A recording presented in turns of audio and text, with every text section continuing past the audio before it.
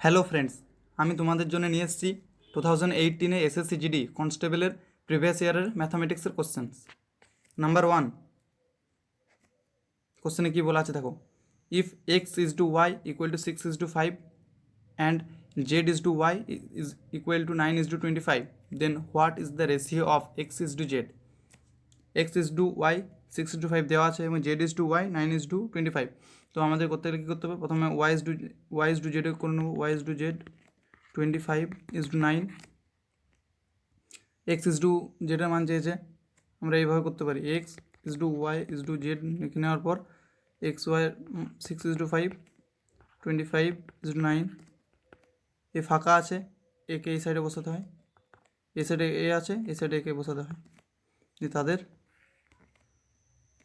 তাহলে অতএব X is to Y is to Z কী আসছে না 25/6 150, 25/5 125, 9/5 45 45। তাহলে এক্স ইজ টু জেডের মান চেয়েছে যেহেতু 150 ইজ টু 145, তো 150 ইজ টু 45 মানে 15 একে 15 মানে 15 10 150 আর 15 দিনে 45 মানে 10 is to 3। Option 3 is correct. এটা অপশান 2 করেছে কিন্তু এটা wrong. Option 3 is correct, 10 is to 3, X is to Z 10 is to 3। পরের প্রশ্ন, if Manoj purchased 324 trophies for raise 486, then how many trophies should he sell for raise 90 to earn 50% profit? বলছে Manoj 324টি trophy 486 টাকায় কিনেছে এবং কতগুলো trophy সে বিক্রি করবে 90 টাকায়, সে 50% প্রফিট পাবে। তো কী করতে হবে, এখানে দেওয়া আছে এখানে 90 টাকা, এখানে এসপি মানে আমাদের সিপি বের করতে হবে, কস্ট প্রাইস। তাহলে আমরা আগে জানি SP equal to CP into 100 plus P by 100। তাহলে এখান থেকে সিপি আমরা বের করে নেবো, SP into 100 by 100 plus P. তাহলে এসপি হচ্ছে 90 ইন্টু 100 বাই 100 প্লাস 50 মানে 150,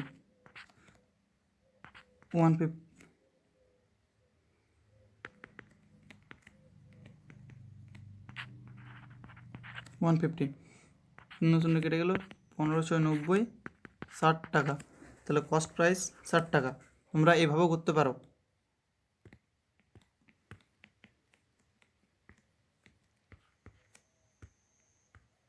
কস্ট প্রাইস 60 টাকা তোমরা এভাবেও করতে পারো।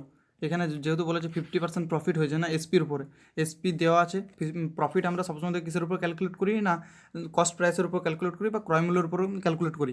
তাহলে 50% মানে 1/2, বলছে 50% প্রফিট হয়েছে, কস্ট প্রাইসে আমাদের প্রফিট সবসময় বেশি দেখায়, তাহলে সেলিং প্রাইসে যখন আসবে সেটা কমে যাবে।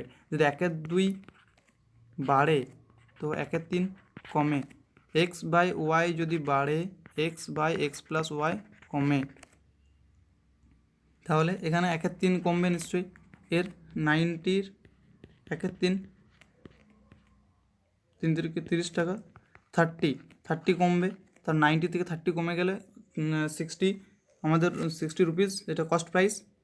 তারপর কি বলেছে দেখো, তাহলে 60 টাকায় কতগুলো ট্রফি বিজলে আমাদের 50% প্রফিট হবে। তো যেহেতু বলেছে কতগুলো ট্রফি বিজলে 486 টাকায় 324টি ট্রফি, একে 324 বাই 486, 60 টাকায় কত, তাহলে অ্যান্সার বেরিয়ে যাবে 324 ইন্টু 486 ইন্টু 60, 6 10 6 8 6 1 81 81 ইন্টু 4, তাহলে 40। Option A is correct. পরের প্রশ্ন, if the length of a diagonal of square is 14 centimetre, then what will be the area of square. এটা স্কোয়ার, আমার প্রত্যেকটির বাহু যদি এ হয়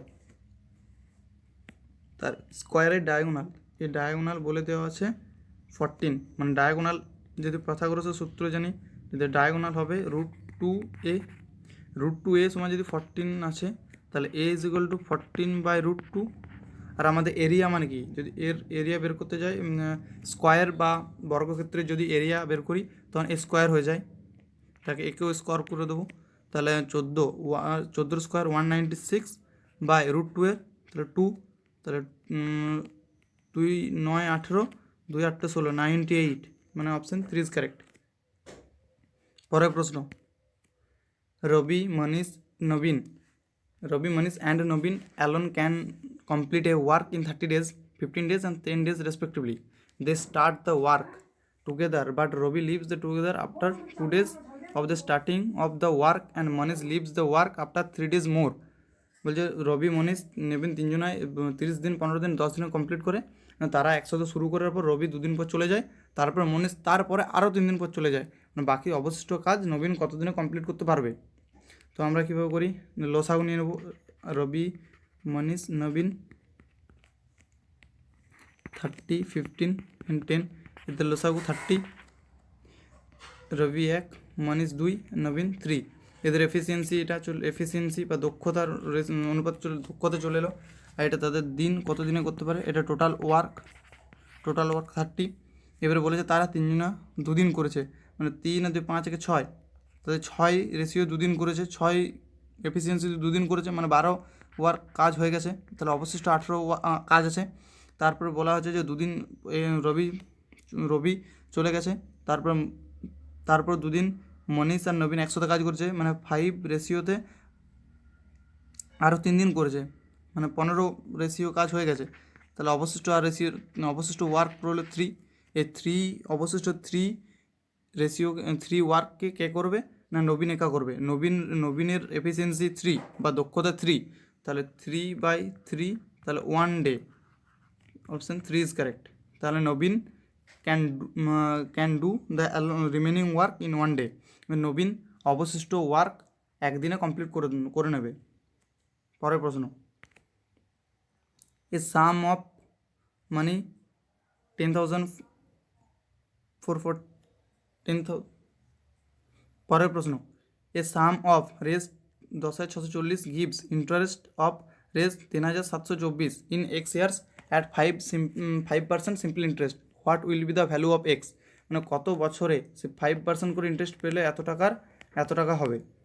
তো কী করতে হবে, আমরা সবাই এটা ফর্মুলা জানি, এটা ফর্মুলা বসে দেবো, তাহলে আই ইকুয়াল টু PTR/100, তাহলে এখান থেকে টি এর মানটা আমরা পেয়ে যাবো, টি এর ইকুয়াল টু হবে I ইন্টু 100/P ইন্টু আর, তা আয়ের মান কত, মানে ইন্টারেস্ট 3,724 ইন্টু 100/P মানে 10,640 ইন্টু আর এর ভ্যালু 5%, মানে 5, তাহলে 5 20 শূন্য শূন্য কেটে গেল, 2 5 10, 2 3 6, 2 2 4, 532, কত 532, মানে 5 7 35, মানে 7 ইয়ার্স। তোমরা কাটাকুটি করে দেখে নিতে পারো, 7 ইয়ার্সই হবে, কারণ 5 7 35, 3500 আর 32 ইন্টু 7 224, তাহলে হয়ে গেল 7 ইয়ার্স, তাহলে আপনার এক্সের মান হবে 7 ইয়ার্স। পরের প্রশ্ন, the least common multiple and highest common factor of two number are 60 and 4 respectively. If their sum is 32, then what will be the difference of these two numbers? বলছে এখানে LCM and HCF 60 and 40, তাদের সাম দিয়েছে, number দুটো সাম দিয়েছে 32, এবং তাদের difference কত হবে, মানে অন্তর কত হবে, বিয়োগফল কত হবে। তো আমরা কি জানি, LCM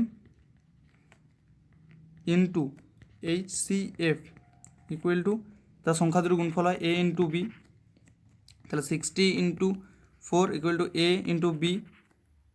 এবার সাম দেওয়া আছে A প্লাস B দেওয়া আছে 32, A মাইনাস B বের করব কত, এটা আমরা বীজগণিত সূত্রই বের করে নিতে পারবো।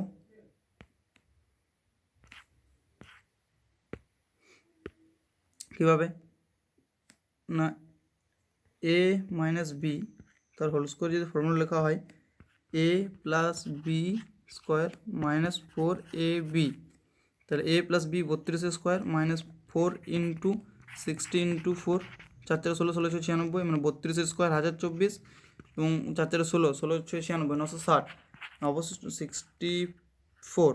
তাহলে a minus B under root 64, 8।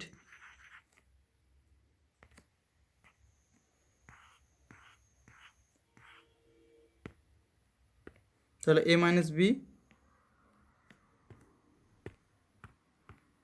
Minus B option 2 is correct, 8। পরের প্রশ্ন, after giving a discount 20%, a shopkeeper earns 36% profit. Mark price is what percent more than the cost price. বলছে এই বলছে শপকিপার 20% ডিসকাউন্ট দেওয়ার পরে 36% লাভ করেছে, তাহলে মার্ক প্রাইস কস্ট প্রাইসের থেকে কত বেশি ছিল? তাহলে বলছে যদি কস্ট প্রাইস মানে বিক্রয় মূল্য, সেলিং প্রাইস মানে কস্ট প্রাইস মানে ক্রয় মূল্য, সেলিং প্রাইস মানে বিক্রয় মূল্য, অ্যান্ড মার্ক প্রাইস, তাহলে কত বেশি ছিল? তাহলে কস্ট প্রাইস যদি 100 হয়, তার 36% প্রফিট হয়েছে, মানে 136 টাকা বিক্রি করেছে, এবং সেই মার্ক প্রাইস তাহলে কত হবে বের করতে হবে। তারপরে এই দুটোর মধ্যে ক্যালকুলেট করলে, আমাদের পার্সেন্টেজ ক্যালকুলেট করলে আমাদের অ্যান্সার বেরিয়ে যাবে। 20% ডিসকাউন্ট দিয়েছে, 20%। মার্ক প্রাইসে ডিসকাউন্ট কম দেখায়, সেলিং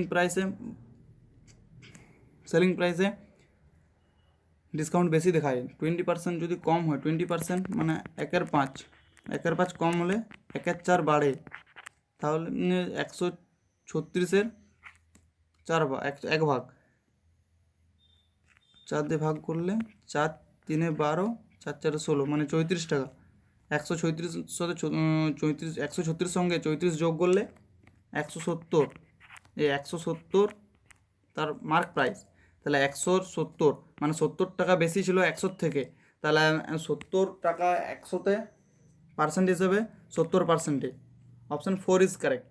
কীভাবে হচ্ছে দেখে নাও, 170 মাইনাস 100 বাই 100, কারণ ইনিশিয়াল ভ্যালুর উপর আমরা ক্যালকুলেট করি, ইন্টু 100, তাহলে 100 100 কেটে যাবে, উপরে 70 রইল, 70। পরের প্রশ্ন, the bar chart given below shows the amount of sugar used in making 7 different variety of sweet S1, S2, S3, S4, S5, S6 and S7 has been shown as a percentage of total weight of the sweet। মানে এখানে বিভিন্ন ধরনের variety of sugar আছে, সুগারের মিশ্রিত sweet আছে।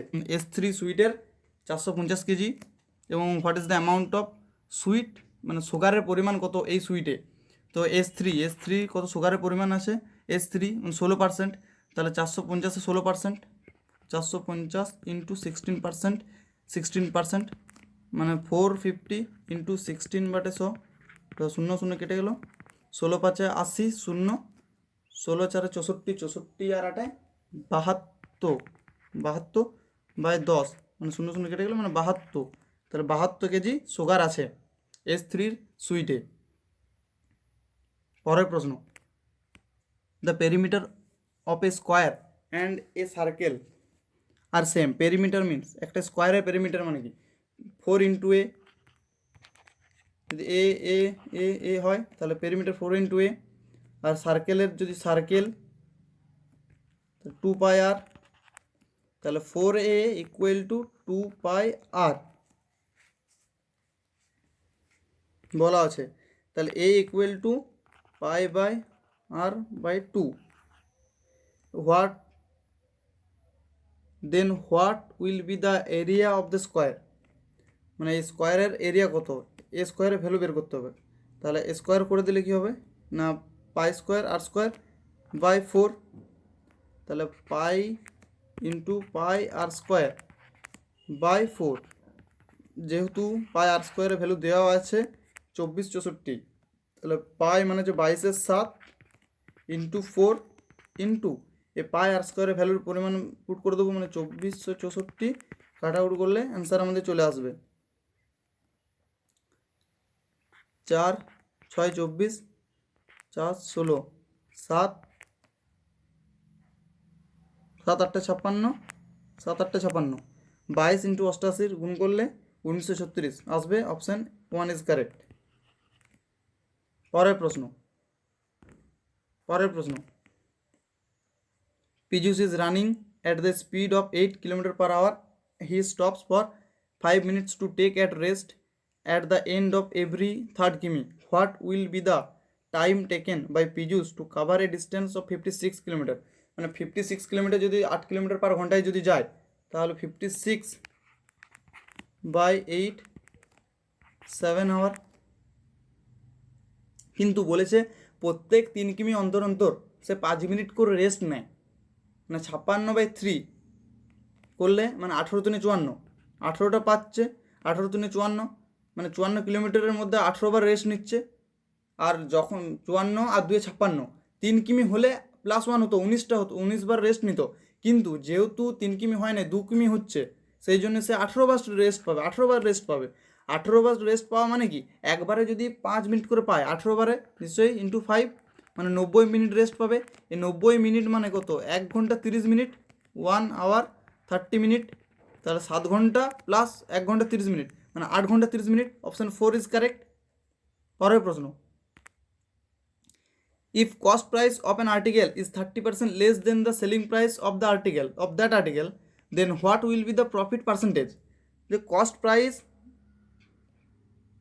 Selling price থেকে 30% কম, তাহলে পার্সেন্টেজ প্রফিট কত? তো cost price CP equal to 30% কম, নিশ্চয়ই 70%। 30% কম মানে 100% থেকে 30% চলে গেলে 70%, 70% অফ এসপি। 70% মানে কত, 70/100, 0 কেটে গেল এসপি, সিপি। তাই এই এসপিটাকে কী করবে, নিচে নিয়ে চলে আসবো, সিপি/এসপি 7/10। তাহলে পার্সেন্টেজ প্রফিট করতে গেলে কী করতে হয়, এসপি মাইনাস সিপি/সিপি ইন্টু 100। তা এদের চেঞ্জ 3/7 ইন্টু 100, 1/7 মানে হচ্ছে 14.28%, 14.28%। তাহলে 3/7 মিনস 14 × 42, 42.86%। Option 4 is correct. পরের প্রশ্ন, height of A right circular cylinder is 16 centimeter. If the diameter of its base is 3.5 centimeter, then what will be the volume of the cylinder? Cylinder volume, cylinder কোনটা, right circular cylinder বলা আছে এখানে height দেওয়া আছে 16 centimetre, আর যে বেসের diameter দেওয়া আছে মানে 2r দেওয়া আছে 3.5 সেন্টিমিটার। তাহলে আর ইকুয়াল টু ব্যাসার্ধ হয়ে যাবে 3.5/2 সেন্টিমিটার। তো চেয়েছে কি ভলিউম, মানে বেস, মানে বেসের একটা স্কোয়ার, মানে বেস একটা স্কোয়ার বলছি, একটা সার্কেল, বেস হচ্ছে সার্কেল তার সাথে যে সার্কেলের এরিয়ার সাথে তার হাইটের যদি ইন্টু করে দেওয়া হয় এখানে, তাহলে তার ভলিউম বেরিয়ে যাবে। মানে সেখানে কতটা জিনিস ধরবে, মানে জল যদি রাখা হয় জল কতটা ধরবে, কতটা লিকুইড ধরবে, তার ভিতরের আয়তন, তার ভিতরের ফাঁকা অংশটা কতটা, সেটা জানতে চাইছে, মানে তার ভলিউম। তাহলে πr²h, যেহেতু হাইট এখানে h, তাহলে πr² ভ্যালু π22/7 ইন্টু আর 3.5/2 ইন্টু 3.5/2 ইন্টু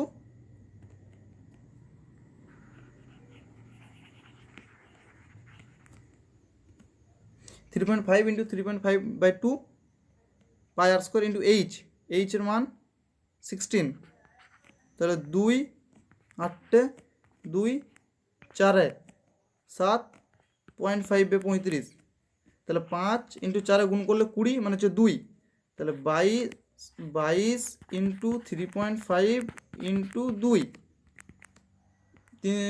3.5 ইন্টু 2 করলে 7, 22 7 মানে 22, 7 2 14 4, 7 2 14 15 মানে 154। Option 4 is correct. তোমরা আমার সাথে জুড়ো, আমি ক্যালকুলেশনের সুবিধার জন্য অনেক কিছু নিয়ম নিয়ে আসবো, শর্টকাট নিয়ম নিয়ে আসবো, যাতে তোমাদের ক্যালকুলেশনের ক্ষেত্রেও সুবিধা হয়। এবং পরবর্তী যে আমরা এই এসএসসি জিডি কনস্টেবল 2018 পার্টের কোশ্চেনও নিয়ে আসবো। তোমরা প্লিজ চ্যানেলটিকে সাবস্ক্রাইব করো, বেল আইকন প্রেস করে রাখো, যাতে সমস্ত ভিডিওর নোটিফিকেশন তোমরা পাও। Thanks for watching.